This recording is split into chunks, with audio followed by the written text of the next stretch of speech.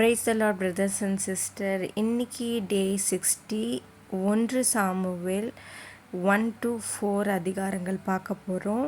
First அதிகாரம் 1. இதில் தன் கணவரின் மற்றொரு மனைவியால் ஏளனம் செய்யப்பட்டு மலடியாக இருந்த அன்னாளின் கதை மற்றும் அவள் இருதயபூர்வமான ஜெபம்.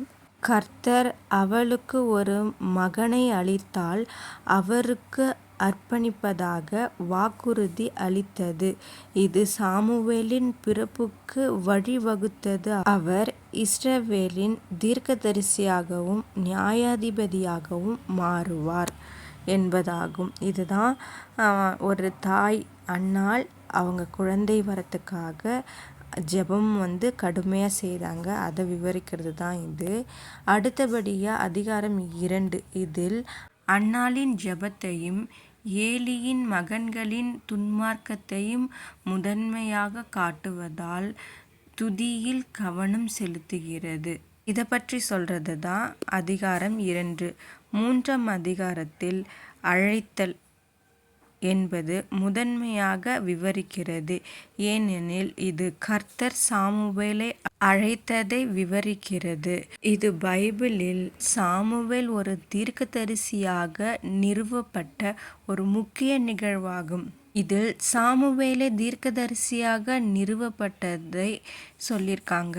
அடுத்தபடியாக அதிகாரம் 4. இதில் தோல்வி அல்லது பேரழிவை சுற்றியே இது சுழல்கிறது. ஏனெனில் இது பெலிஸ்தியர்களுக்கு எதிரான இஸ்ரவேலர்களின் இராணுவ தோல்வியை விவரிக்கிறது மற்றும் இதில் உடன்படிக்கை பெட்டி கைப்பற்றப்பட்டது. எலியின் மகன்கள் மற்றும் பிரதான ஆசாரியனின் மரணம் ஆகியவை அடங்கும். இதோட நமக்கு அதிகாரம் 4 முடிஞ்சிடுச்சு. டே 61 5-8 அதிகாரம் வரைக்கும் பார்த்துடலாம். முதலில் 5வது அதிகாரம். இதில் அவமானத்தை பற்றி சொல்லியிருக்காங்க.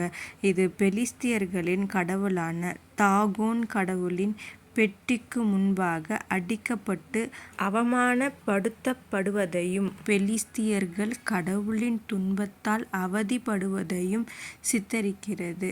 இதுதான் அந்த அதிகாரம். அடுத்து 6வது அதிகாரம். இது பெலிஸ்தியருடன் இருந்த காலத்திற்கு பிறகு உடன்படிக்கை பெட்டி இஸ்ரவேலிடம் திரும்புதல். இதில் உடன்படிக்கை பெற்று இஸ்ரவேலரிடம் திரும்புதலை பற்றி சொல்லியிருக்காங்க. அடுத்தபடியாக அதிகாரம் 7. இதில் மனம் திரும்புதலை பற்றி சொல்லியிருக்காங்க.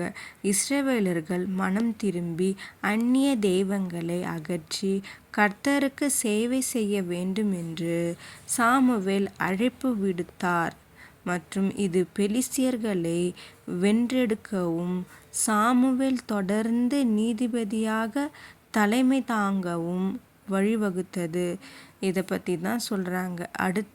அடுத்து அதிகாரம் 8. இதில் சாமுவேலின் நியாயாதிபதித்துவத்தாலும் அவருடைய மகன்களின் ஊழல்களாலும் அதிருப்தி அடைந்த இஸ்ரவேலர்கள் ஒரு ராஜாவை கோருவதையும் அது சாமுவேலை கடவுளின் வழிகாட்டுதலை தேட வைத்ததையும் அவர்கள் கடவுளை நிராகரிக்கிறார்கள் என்று சொல்லப்பட்ட பிறகு ஒரு ராஜா இருப்பதன் கடுமையான விளைவுகளை பற்றி அவர்களை எவ்வாறு எச்சரித்தார் என்பதையும் விவரிக்கிறது. அடுத்ததாக நம்ம பார்க்க போகிறது டே 62. இதில் 9-12 வரைக்கும் பார்க்க போகிறோம். முதல் அதிகாரம் 9. தன் தந்தையின் தொலைந்து போன கழுதைகளை தேடி செல்லும் சவுல் எதிர்பாராத விதமாக தீர்க்கதரிசி சாமுவேலை சந்திக்கிறார். அவர் தெய்வீக அறிவுறுத்தலின் பேரில் சவுலை இஸ்ரவேலின் வருங்கால ராஜாவாக அபிஷேகம் செய்யப்படுகிறார். அடுத்தபடியாக அதிகாரம் 10. இதில் சாமுவேல் சவுலை இஸ்ரவேலின் முதல் ராஜாவாக அபிஷேகம் செய்கிறார் மற்றும் அவர் அபிஷேகம் செய்யப்பட்டதை உறுதிப்படுத்த 3 அடையாளங்களை கொடுக்கிறார்.